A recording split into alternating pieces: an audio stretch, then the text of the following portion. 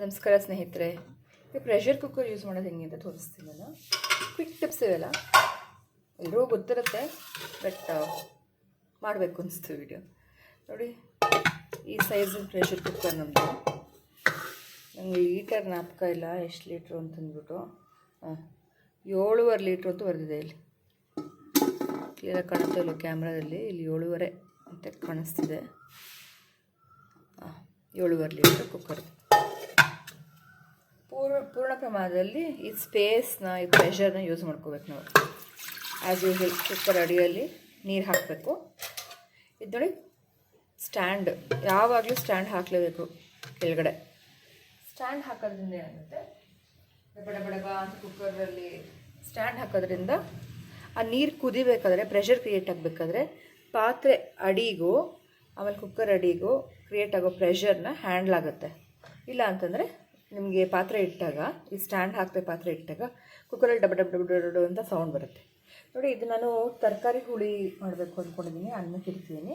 ಇದು ಅನ್ನದ ಪಾತ್ರೆ, ಒಂದು ಪಾತ್ರೆ ಅನ್ನ ಇಡ್ತೀನಿ. ನೀವು ಯಾವ ಥರ ಪಾತ್ರೆ ಸೆಲೆಕ್ಟ್ ಮಾಡ್ಕೋಬೇಕು ಅಂದರೆ, ತುದಿಯಲ್ಲಿ ಸ್ವಲ್ಪ ಒಂದು ಬೆರಳಷ್ಟು ಗ್ಯಾಪ್ ಬಿಡೋಷ್ಟು ನೋಡಿಕೊಂಡು ಪಾತ್ರೆನ ಸೆಲೆಕ್ಟ್ ಮಾಡ್ಕೋಬೇಕು. ಹಾಗಾಗಿ ನೀವು ಪೂರ್ಣ ಪ್ರಮಾಣದ ಜಾಗವನ್ನು, ಪ್ರೆಷರನ್ನು ಯುಟಿಲೈಸ್ ಮಾಡ್ಕೊಂಡಂಗೆ ಕುಕ್ಕರಲ್ಲಿ.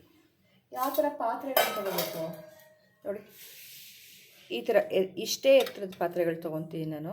ಯಾಕೆಂದರೆ ನಮ್ಮ ಮನೆಯಲ್ಲಿ ಒಂದೊಂದೇ 3 ಜನ ಇರೋದ್ರಿಂದ ಜಾಸ್ತಿ ಅಡುಗೆ ಏನು ಬೇಕಾಗಲ್ಲ ನನಗೆ.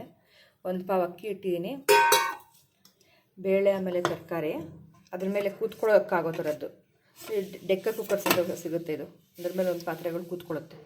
ಆಮೇಲೆ ನನಗೊಂದು ಸ್ವಲ್ಪ ತೊಂಡೆಕಾಯಿ ಸಪ್ರೇಟಾಗಿ ಅಲ್ಲಿ ಬೇಯಿಸ್ಕೋಬೇಕು ನಾನು.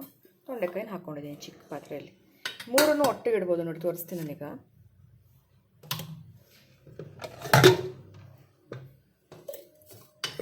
ಅಡಿನಲ್ಲಿ ತೊಂಡೆಕಾಯಿ ಇಡ್ತೀನಿ.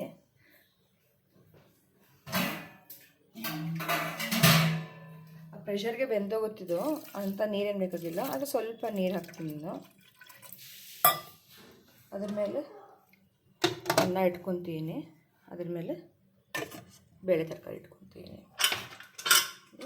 ಕುಕ್ಕರ್ ಮುಚ್ಕೊಳ್ಳೋದು ನೋಡಿ, ಈಸಿಯಾಗಿ ಕ್ಲೋಸ್ ಆಗಿಬಿಡುತ್ತೆ. ಏನೂ ಗ್ಯಾಪ್ ಇಲ್ಲದೆ ಕ್ಲೀನಾಗಿ ಕ್ಲೋಸ್ ಆಗುತ್ತೆ ಕುಕ್ಕರ್.